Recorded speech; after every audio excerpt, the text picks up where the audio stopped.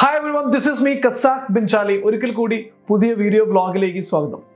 ഇന്ന് ഇവിടെ ഡിസ്കസ് ചെയ്യാൻ പോകുന്നത് നിങ്ങളൊരു ബിസിനസ്സുകാരനാണെങ്കിൽ അല്ലെങ്കിൽ ഒരു ബിസിനസ് തുടങ്ങാൻ പോകുന്നു. അപ്പോൾ എന്തൊക്കെ ശ്രദ്ധിക്കണം എന്നുള്ള ചോദ്യങ്ങൾ പലരും ചോദിക്കാറുണ്ട്. അപ്പോൾ എനിക്ക് തന്നെ ഒരുപാട് ചെറുപ്പക്കാരുടെ കോള് വരാറുണ്ട്, അതുപോലെ തന്നെ പലതരത്തിലുള്ള മെസ്സേജുകളൊക്കെ വരാറുണ്ട്. ഞാനൊരു ബിസിനസ് തുടങ്ങാൻ പോകുന്നു, ബിസിനസ്സിൽ എന്തൊക്കെയാണ് ശ്രദ്ധിക്കേണ്ടത്, എങ്ങനെ നമുക്കൊരു ബിസിനസ്സിനെ സക്സസ്ഫുൾ ആക്കാം, ഏത് ബിസിനസ്സാണ് ചെയ്യേണ്ടത്, എവിടെയാണ് ചെയ്യേണ്ടത് എന്നെല്ലാം. അപ്പം നിങ്ങളൊരു ബിസിനസ് തുടങ്ങാൻ പോകുന്ന ഒരാളാണെങ്കിൽ ഇനി പറയാൻ പോകുന്ന 6 ചോദ്യങ്ങൾക്ക് ഉത്തരമുണ്ടാക്കിയിട്ട് മാത്രമേ നിങ്ങൾ ബിസിനസ്സിലേക്ക് ഇറങ്ങാൻ പാടുള്ളൂ. ഓൾറെഡി നിങ്ങൾ ചില ബിസിനസ്സുകളൊക്കെ തുടങ്ങിപ്പോയിട്ടുണ്ടെങ്കിലും ഈ 6 ചോദ്യങ്ങൾക്കുള്ള കൃത്യമായ ഉത്തരം നിങ്ങൾക്ക് കണ്ടെത്താൻ കഴിഞ്ഞാൽ നിങ്ങളുടെ ബിസിനസ് വളരെ സക്സസ്ഫുൾ ആക്കി മാറ്റിയെടുക്കാൻ നിങ്ങൾക്ക് സാധിക്കും. അപ്പോൾ ബിസിനസ് തുടങ്ങും മുമ്പ് ഉത്തരം കണ്ടെത്തേണ്ട വളരെ പ്രധാനപ്പെട്ട 6 കാര്യങ്ങളെക്കുറിച്ചാണ് ഇന്ന് നമ്മളിവിടെ പറയുന്നത്. Number 1, target segment. നിങ്ങളുടെ ബിസിനസ് അല്ലെങ്കിൽ നിങ്ങളുടെ പ്രോഡക്റ്റ് ഓർ സർവീസസ് ആരെയാണ് ഉദ്ദേശിച്ചുകൊണ്ട് നിങ്ങൾ ഇറക്കാൻ പോകുന്നത്? ഫോർ എക്സാമ്പിൾ, നിങ്ങളൊരു കമ്പിളി പുതപ്പിൻ്റെ മാനുഫാക്ചറർ ആണെങ്കിൽ, കേരളം പോലുള്ള ഒരു സ്ഥലത്താണെങ്കിൽ നിങ്ങളുടെ ടാർഗറ്റ് കസ്റ്റമേഴ്സ് ആരായിരിക്കും? തണുപ്പിൻ്റെ പ്രശ്നം കാരണം വല്ലാതെ ശാരീരിക ബുദ്ധിമുട്ടുണ്ടാകുന്നത്. സ്വാഭാവികമായിട്ടും കേരളം ഒരു തണുപ്പുള്ള പ്രദേശമല്ല, എന്നാൽ പോലും മഴക്കാലത്തെ ചെറിയ തണുപ്പ് പോലും ബുദ്ധിമുട്ടായിട്ട് അനുഭവപ്പെടുന്നത് ആരായിരിക്കും? ജസ്റ്റ് ഒരു എക്സാമ്പിൾ പറഞ്ഞതേ ഉള്ളൂ. നിങ്ങളൊരു പ്രീമിയം മൊബൈൽ ഫോൺ ലോഞ്ച് ചെയ്യാൻ പോകുന്നു, ആരെ ഉദ്ദേശിച്ചിട്ടാണ് നിങ്ങൾ ഈ പ്രോഡക്റ്റ് ലോഞ്ച് ചെയ്യുന്നത്? നിങ്ങളുടെ കസ്റ്റമേഴ്സ് ഏത് വിഭാഗത്തിലുള്ള ആളായിരിക്കും? അവരുടെ ജോലി, അവരുടെ ഇൻകം, അവരുടെ ലൈഫ് സ്റ്റൈൽ, ഏത് രാജ്യക്കാർ തുടങ്ങിയതെല്ലാം നിങ്ങൾ കൃത്യമായിട്ടും ഡിഫൈൻ ചെയ്തിരിക്കണം. എന്നാൽ മാത്രമാണ്, ഇനി വലിയ പ്രോഡക്റ്റിനെ കുറിച്ചല്ല, ചെറിയ നിങ്ങളൊരു കിരാന സ്റ്റോർ എന്ന് പറയുന്ന ഒരു ഗ്രോസറി ഷോപ്പാണ് നിങ്ങൾ തുടങ്ങാൻ പോകുന്നതെങ്കിലും ഇവിടെയും നിങ്ങൾ കൃത്യമായിട്ട് ഉത്തരമുണ്ടായിരിക്കണം. ആർക്ക് വേണ്ടിയിട്ടാണ് നിങ്ങൾ തുടങ്ങുന്നത്? ഏത് വിഭാഗം ആളുകളെ ഉദ്ദേശിച്ചിട്ടാണ് നിങ്ങൾ ഈ ഒരു ബിസിനസ് തുടങ്ങാൻ പോകുന്നത്? ഇതാണ് ആദ്യത്തെ ചോദ്യത്തിനുള്ള ഉത്തരം. നിങ്ങൾ കണ്ടെത്തേണ്ടത് ടാർഗറ്റ് സെഗ്മെന്റ്. ആർക്ക് വേണ്ടിയിട്ടാണ് നിങ്ങളുടെ business or product or services എന്തോ ആവട്ടെ അത് നിങ്ങൾ തുടങ്ങാൻ ഉദ്ദേശിക്കുന്നത്. നമ്പർ 2, റീച്ച് എന്ന് പറഞ്ഞാൽ നിങ്ങൾ തുടങ്ങിയിരിക്കുന്ന പ്രോഡക്റ്റ് ഉണ്ട്, ഈ പ്രോഡക്റ്റിനെ കുറിച്ച് എങ്ങനെയാണ് നിങ്ങൾ അവരിലേക്ക് എത്താൻ പോകുന്നത്? നിങ്ങളൊരു ഗ്രോസറി ഷോപ്പ് തുടങ്ങിയിട്ടുണ്ട്, നിങ്ങളൊരു മൊബൈൽ ഷോപ്പ് തുടങ്ങിയിട്ടുണ്ട്, നിങ്ങളൊരു കമ്പിളി പുതപ്പ് തുടങ്ങിയിട്ടുണ്ട്, അല്ലെങ്കിൽ നിങ്ങൾ വേറെ എന്തെങ്കിലും ബിസിനസ്, ഒരു മാനുഫാക്ചറർ, നിങ്ങൾ തുടങ്ങിയിരിക്കുന്ന എന്ത് ബിസിനസ്സും ആവട്ടെ, നിങ്ങൾ സർവീസാണ്, IT സർവീസാണ്, മൊബൈൽ ടെക്നീഷ്യൻ സർവീസാണ്, വാട്ട് എവർ ഇറ്റ് ഈസ്, നിങ്ങൾ സോഫ്റ്റ്വെയർ ഡെവലപ്മെന്റ് ആണ് ചെയ്യാൻ ഉദ്ദേശിക്കുന്നത്, നിങ്ങൾ ഉദ്ദേശിക്കുന്ന പ്രോഡക്റ്റ് എന്ന എഡ്യൂക്കേഷൻ സിസ്റ്റത്തിന് വേണ്ടിയിട്ടുള്ള ഒരു സോഫ്റ്റ്വെയർ സിസ്റ്റമാണ്. ശരിയാണ്, പക്ഷെ നിങ്ങളുടെ സോഫ്റ്റ്വെയർ എങ്ങനെ കറക്റ്റ് കസ്റ്റമേഴ്സിലേക്ക് എത്തിക്കും? നിങ്ങളുടെ കസ്റ്റമർ ഇവിടെ ആരാണ്? പ്രിൻസിപ്പൽസ് ആയിരിക്കാം, സ്കൂൾ മാനേജ്മെന്റ് ആയിരിക്കാം, സ്റ്റുഡൻസ് ആണെങ്കിൽ സ്റ്റുഡൻസ്. എങ്ങനെ ഇവരിലേക്ക് എത്തിക്കും?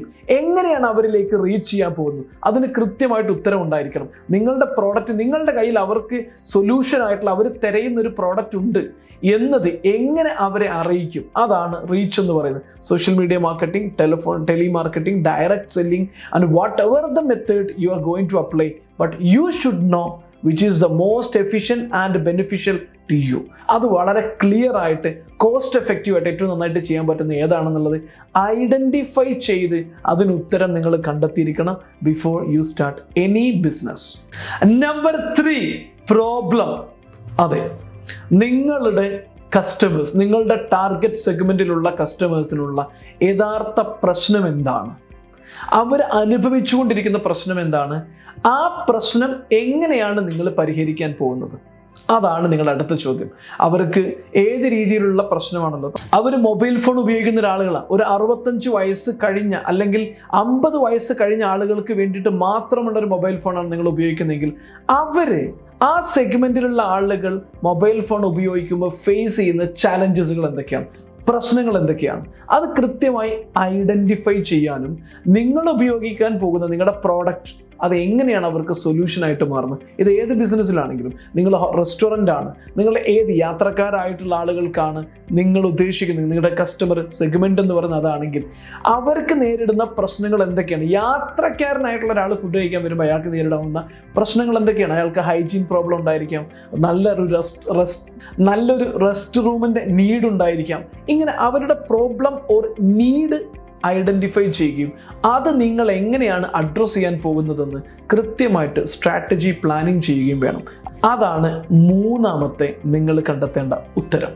And number 4 സൊല്യൂഷനാണ്. നേരത്തെ നമ്മൾ പറഞ്ഞത് അവരുടെ പ്രോബ്ലം ആണെങ്കിൽ ഇവിടെ നിങ്ങൾ കണ്ടെത്തേണ്ടത് ആ പ്രോബ്ലത്തിനുള്ള നിങ്ങൾക്ക് കൊടുക്കാൻ കഴിയുന്ന ഏറ്റവും ബെസ്റ്റ് ആയിട്ടുള്ള സൊല്യൂഷനാണ്, ഉത്തരമാണ്. അത് മാർക്കറ്റിൽ ബാക്കി ഒരു കോമ്പറ്റീറ്ററും കൊടുക്കാത്ത അത്രയും എഫിഷ്യൻ്റ് ആയിട്ട് അവർ ചെയ്യുന്നതിനും അപ്പുറത്തൊരു കോമ്പറ്റിറ്റീവ് എഡ്ജ് നിങ്ങൾക്ക് ക്രിയേറ്റ് ചെയ്യാൻ പറ്റുമ്പോഴാണ് നിങ്ങളുടെ ബിസിനസ്സിലേക്ക് ഒരു വലിയ ഫ്ലോ ഉണ്ടാകുന്നത്. സോ അത് ഉണ്ടാക്കാൻ കഴിയുന്ന രീതിയിൽ എങ്ങനെയാണ് നിങ്ങൾക്ക് കോമ്പറ്റിറ്റീവ് എഡ്ജോട് കൂടിയിട്ട് ഒരു സൊല്യൂഷൻ പ്രൊവൈഡ് ചെയ്യാൻ പറ്റുന്നത്? So you have to identify that.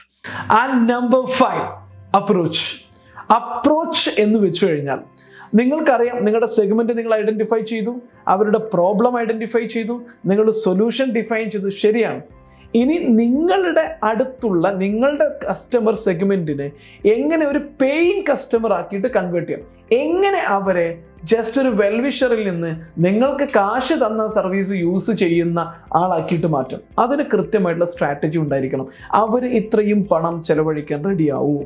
നിങ്ങൾക്ക് നിങ്ങൾ കൊടുക്കുന്ന പ്രോഡക്റ്റ് അവർ ഒരു ബിസിനസ് മോഡലാക്കിയിട്ട് അക്സെപ്റ്റ് ചെയ്ത് കാശ് കൊടുത്ത് ഉപയോഗിക്കാൻ റെഡിയാവുമോ? ചില ആളുകൾ ഭയങ്കര ക്വാളിറ്റി ഉള്ള ഇന്നോവേറ്റീവ് ആയിട്ടുള്ള സർവീസ് മോഡലുകളൊക്കെ തുടങ്ങിയിട്ട് പലപ്പോഴും പരാജയപ്പെടാനുണ്ടായ കാരണം അതിനൊരു ബിസിനസ് മോഡലിലേക്ക് ഒരു പെയ്ഡ് മോണിറ്ററി വാല്യൂ ക്രിയേറ്റ് ചെയ്യുന്നിടത്ത് പരാജയപ്പെട്ടതുകൊണ്ട് അവസാനിപ്പിച്ച് പോകേണ്ടി വരാറുണ്ട്. അത് ഫ്രീ ആയിട്ട് കിട്ടുകയാണെങ്കിൽ ഓക്കെ, പക്ഷെ അതിനൊരു മോണിറ്ററി വാല്യൂ ക്രിയേറ്റ് ചെയ്യുമ്പോൾ വി ഡോണ്ട് നീഡ് എന്ന് പറയുന്നതായിരിക്കും. സോ നിങ്ങളുടെ കസ്റ്റമേഴ്സിനെ എങ്ങനെ, നിങ്ങളുടെ പ്രോസ്പെക്റ്റ് അല്ലെങ്കിൽ സെഗ്മെന്റിനെ എങ്ങനെ എക്സാക്ട് മണി കൺവേർഷനിലേക്ക് എത്തിക്കാൻ പറ്റും? So you should know that how to convert them into a money paying customer. And number 6 നിങ്ങൾ കൊടുക്കാൻ പോകുന്ന ഈ പ്രോഡക്റ്റിന് വേണ്ടിയിട്ട് നിങ്ങളുടെ ടാർഗറ്റ് സെഗ്മെന്റിലുള്ള കസ്റ്റമേഴ്സ് അല്ലെങ്കിൽ നിങ്ങളുടെ ടാർഗറ്റ് സെഗ്മെന്റിലുള്ള ആളുകൾ എത്ര പണം മുടക്കാൻ തയ്യാറാണ്, എത്ര വരെ അവർ മുടക്കും? കാരണം ഇപ്പം ഒരേ പ്രോഡക്റ്റ് തന്നെ ടൗണിലുള്ള ഒരു മെട്രോ സിറ്റിയിലുള്ള ഒരാളും ഗ്രാമത്തിലുള്ള ഒരാളും തമ്മിൽ ഒരേ പ്രോഡക്റ്റിന് പേ ചെയ്യുന്നതിൻ്റെ വ്യത്യാസം ഉണ്ടാവും. ഒരേ പ്രോഡക്റ്റിന് ദുബായിലും അതുമല്ലെങ്കിൽ കേരളത്തിലൊരു ഗ്രാമത്തിലും ഉപയോഗിക്കുന്ന അല്ലെങ്കിൽ ചെലവാക്കുന്ന പൈസ എന്ന് പറയുന്നത് ഡിഫറൻ്റ് ആയിരിക്കും. സോ അതിന് ഓരോരുത്തരുടെയും പേയിങ് കപ്പാസിറ്റി, ആ കമ്മ്യൂണിറ്റിയുടെ പേയിങ് കപ്പാസിറ്റി, സെഗ്മെന്റിനൊക്കെ വ്യത്യാസപ്പെട്ടിരിക്കും. അപ്പോൾ നിങ്ങളുടെ ടാർഗറ്റ് സെഗ്മെന്റിലുള്ള കസ്റ്റമേഴ്സ് ഇങ്ങനെ ഒരു പ്രോഡക്റ്റിനോ സർവീസിനോ ഇങ്ങനെ ഒരു ഫെസിലിറ്റിക്കോ വേണ്ടിയിട്ട് എത്രമാത്രം പണം മുടക്കാൻ അവർ തയ്യാറാകും? മാത്രമല്ല, നിങ്ങൾ അതിൻ്റെ കൂടെ അറിഞ്ഞിരിക്കേണ്ട ഒരു സംഭവമാണ് കോസ്റ്റ്. നിങ്ങൾക്ക് നിങ്ങളുടെ പ്രോഡക്റ്റ് ഓർ സർവീസ് ഈ ഒരു കസ്റ്റമേഴ്സിന് അല്ലെങ്കിൽ ഈ സെഗ്മെന്റിൽ ഡെലിവറി ചെയ്യുമ്പോൾ നിങ്ങൾക്ക് വരാൻ സാധ്യതയുള്ള കോസ്റ്റ് എന്താണ്? അത് കഴിഞ്ഞിട്ട് നിങ്ങൾക്ക് കിട്ടാവുന്ന മാർജിൻ എന്താണ്? ഇവിടെയാണ് പ്രൈസിങ് എന്ന് പറയുന്നത്. നിങ്ങൾക്ക് ഹൈലി കോമ്പറ്റീഷൻ ഉണ്ടെങ്കിൽ, നിങ്ങൾക്ക് കോമ്പറ്റീറ്റീവ് അഡ്വാൻറ്റേജ് ഒന്നുമില്ലെങ്കിൽ, നിങ്ങൾ അതും കൂടെ അറിഞ്ഞിരിക്കണം. കോമ്പറ്റീറ്റീവ് ആയിട്ടുള്ള പ്രോഡക്റ്റിലേക്കാണ് നിങ്ങൾ ഇറങ്ങുന്നതെങ്കിൽ ഓഫ് കോഴ്സ് നിങ്ങൾക്കൊരു പ്രീമിയം എക്സ്പീരിയൻസ് പ്രൊവൈഡ് ചെയ്യാനോ അല്ലെങ്കിൽ ഒരു കോമ്പറ്റീറ്റീവ് എഡ്ജോ ഉണ്ടായിരിക്കുകയും വേണം.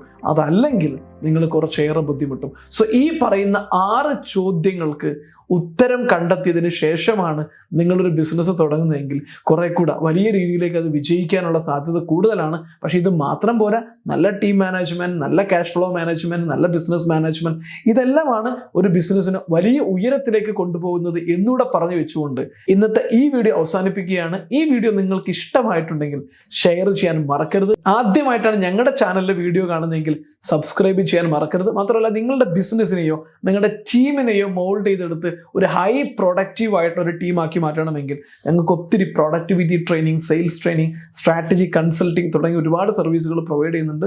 So please contact us. ഞങ്ങൾ താഴെ കാണുന്ന നമ്പറിൽ വിളിക്കാം. Will give you complete solution details. Thank you so much. ഒരിക്കൽ കൂടി നന്ദി.